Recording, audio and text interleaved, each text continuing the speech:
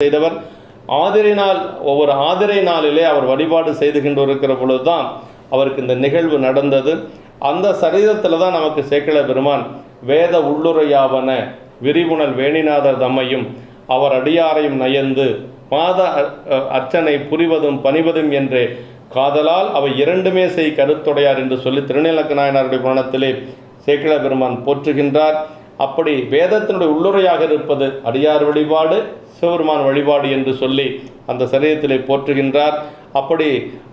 அப்படி இருக்கக்கூடிய திருநீலக்க நாயனார் அங்கு அவர் அயவந்தி பெருமானை வழிபாடு செய்து கொண்டிருக்கிற பொழுது அவருக்கு தேவையான அந்த வழிபாட்டு பொருள்களை எல்லாம் அவருடைய மனைவியார் அவருக்கு கொடுத்து வந்தார் என்று சொல்லுவார்கள். அவர் எடுத்து கொடுக்க அவர் அந்த வழிபாட்டை செய்தார் என்று சொல்லுவார்கள். அப்படி இருக்கிற பொழுது அவர் பெருமானை வழிபாடு செய்து அங்கு அவர் தனியாக அவர் அப்படியே வளமாக அஞ்சலத்தை சொல்லி அவர் அமர்ந்து கொண்டிருக்கிற பொழுது தான் அம்மையார் சிவலிங்க திருமேனியின் மீது ஒரு சிலந்தி பூச்சி விழுந்து விடுகிறது. அந்த சிலந்தி பூச்சியை ஊதி உமிழ்கிறார். அதாவது சிலந்தி பூச்சி கால் ரொம்ப மென்மையாக இருக்கும்.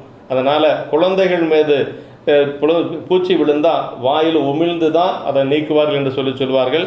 அப்படி அம்மா ஒரு குழந்தையை போல பாவித்து வாயில் உமிழ்கின்ற பொழுது நாயனாருக்கு கோபம் விடுகிறது. பொறியிலாய் என்று சொல்லி அனுசிதம் என்று சொல்லி அந்த இடத்திலே கொஞ்சம் கோபப்பட்டு அம்மையாரை அங்கேயே விட்டு சென்று விடுகிறார். அதற்கு பிறகு பெருமான் இரவிலே கனவிலே சென்று அவருக்கு அந்த உடம்பினுடைய திருமேனியை காட்டுகிறார். அம்மையார் ஊதி உமிழ்ந்த இடமெல்லாம் நன்றாக இருக்கிறது, அம்மையாருடைய ஊதி உமிழாத இடமெல்லாம் புண்ணாக இருக்கிறது. அதை காட்டுகின்ற பொழுது பெருமானுடைய கருணையை நினைந்து ஆடி பாடுகின்றார். மீண்டும் தன்னுடைய மனைவியாரை அழைத்து கொண்டு செல்லுகிறார்.